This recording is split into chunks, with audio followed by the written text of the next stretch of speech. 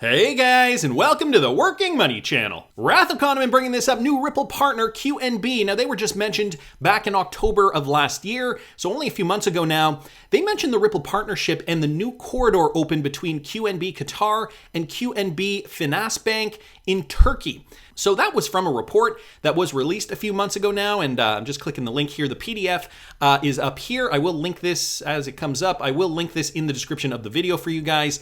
So this is a nice glossy report here with regards to the financial information, the projections of QNB Bank. Here you can see the regions that they cover. But Wrath of Kahneman noticed this in their cross-border payments platform section of the report. In October 2021, QNB launched a new cross-border remittance service developed in partnership with Ripple. So they name Ripple in the paper, an innovative fintech digital payment network with advanced blockchain technology and built upon a distributed open source protocol. This cross-border payment platform offers secure, instant, and free global financial transactions of any size with no chargebacks. Ripple relies on a common shared ledger, which is a distributed database storing information about all Ripple accounts. QNB has successfully launched a corridor on Ripple's global financial network technology, RippleNet, between QNB Qatar and QNB Finansbank. We have plans to expand to other key remittance corridors in the future. So they're already seeing the benefit clearly since they have been running on RippleNet, and now it sounds as though they are going to expand into new corridors.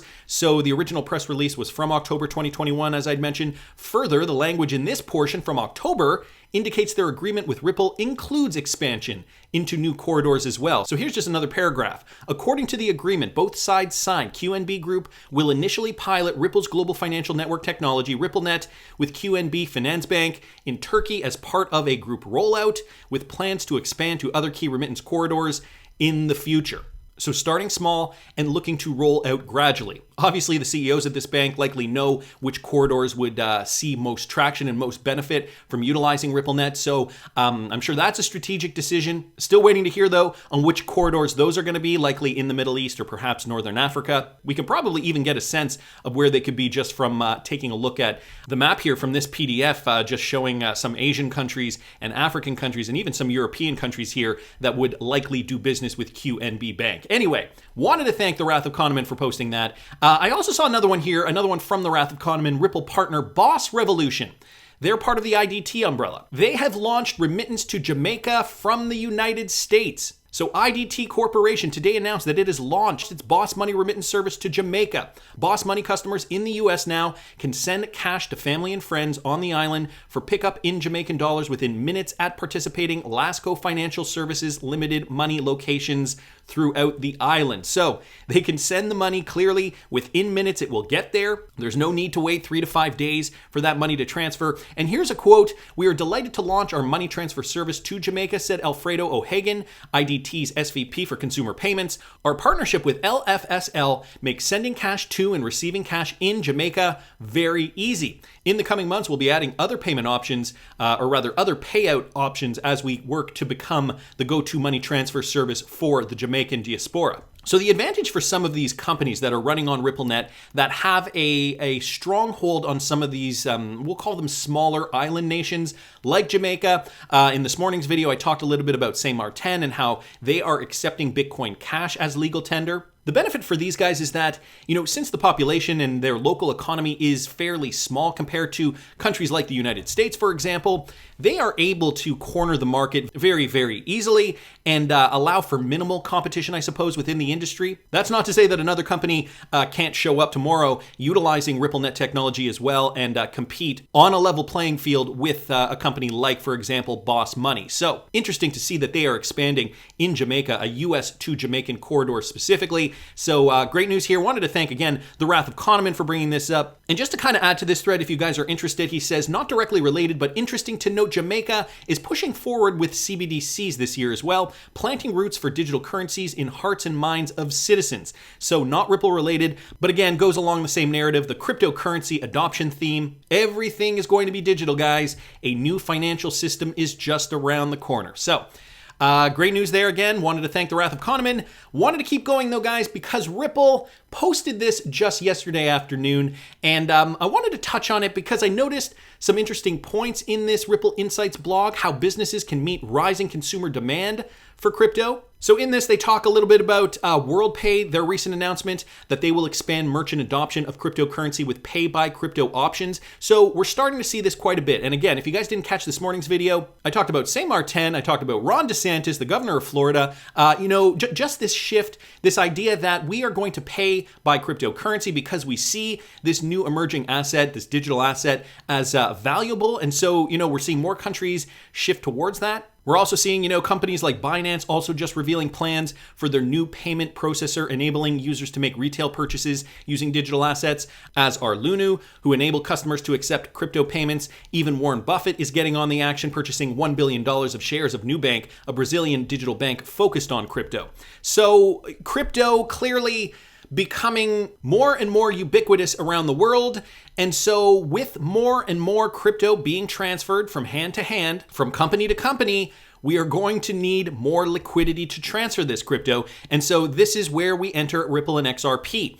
XRP, clearly that bridge asset that is going to be able to facilitate these transactions and provide that liquidity. So this is more about Ripple's on-demand liquidity hub that they just recently announced last November. Designed and built leveraging the success of Ripple's on-demand liquidity solution, Liquidity Hub will check the boxes for businesses seeking to better serve customers and break into the crypto space through a single API integration. Liquidity Hub will tap multiple liquidity pools, ensuring optimized pricing across a range of digital assets and increase working capital.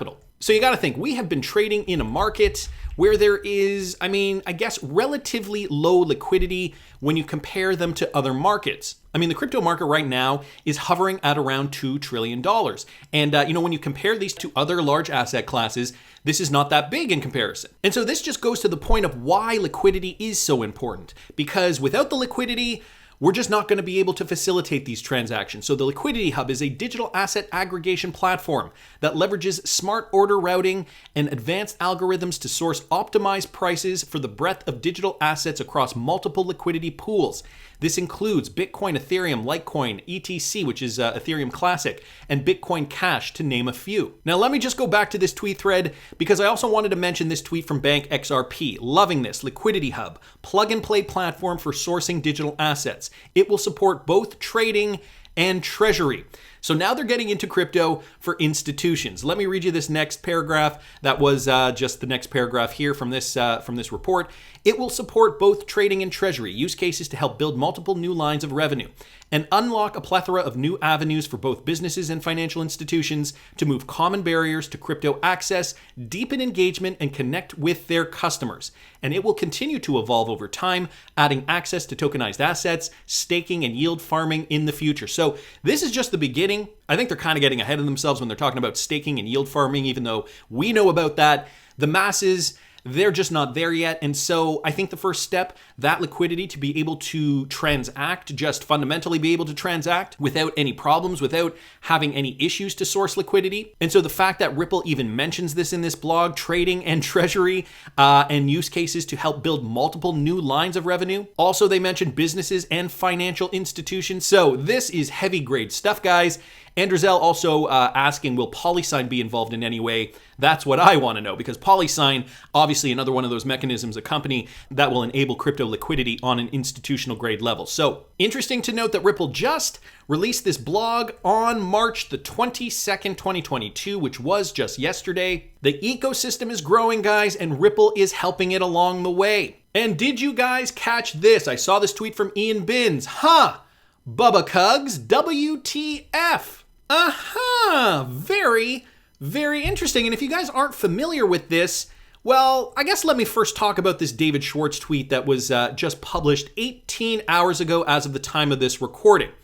Now remember that for a second. He's retweeting out Multichain, which was previously called AnySwap. Thrilled to announce that we've integrated with the XRP ledger. This integration opens up doors for cross-chain interoperability between the XRPL and other blockchains.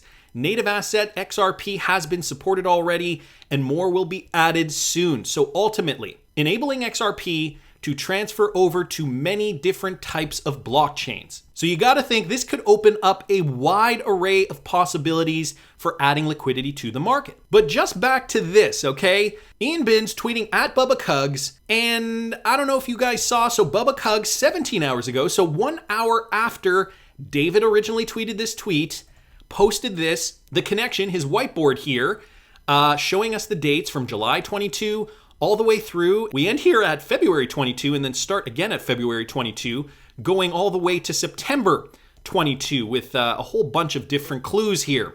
The infinity sign, which was, of course, also noted in this Bearable Guy riddle from December of 2019, the 589, that infinity sign, but then highlighting March 22.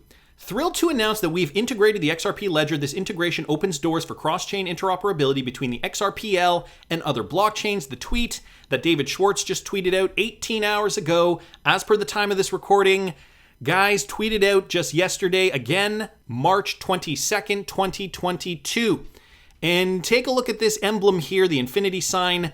Very similar emblem to that Multichain logo, the thing that they are in fact promoting. Now, I know you're probably thinking to yourself, yeah, but this was tweeted out after David Schwartz mentioned this. Well, 23 hours ago, Bubba Cugs decided to check off some dates here. July, August, September, October, November, December, January, February. Now we're on March. And look at that emblem here, right under March, the infinity sign. The same infinity sign from the Multichain logo? I mean, perhaps, maybe it's just a coincidence. But then did you notice this? Also from Bubba Cugs' Twitter account, retweeting out, where was it here? Yeah, he was retweeting out this tweet from Mr. Poole. Poole does it again. And so, another article, how XRP was added to Multichain to connect with EVM blockchains. And take a look at that, guys, the hand surrounding that bridge. That image here, Mr. Poole loves to tweet out these visual tweets. The same image tweeted out about a week and a half ago, alluding to this new multi-chain connectivity product that was apparently under wraps and just announced yesterday. So are these guys insiders? Do they have insider knowledge? I know some of you guys have been critical of Bubba Cugs over the last year and a half. I don't want to count anything out, and I personally, I like to keep an open mind. I kind of just like to look at what's in front of me and take it for what it is. And so as per this article, according to an official post, Multichain has added support for the XRPL to connect it with Ethereum virtual machine. And so, guys, I will link this article in the description. But just to give you guys a synopsis, XRP will be accessible via other blockchains. According to an official post, Multichain has added support for the XRPL to connect it with the Ethereum virtual machine and non-EVM compliant blockchains, formerly known as AnySwap, the later rebranded as Multichain. This cross-chain bridge allows different blockchains to connect and send transactions with each other.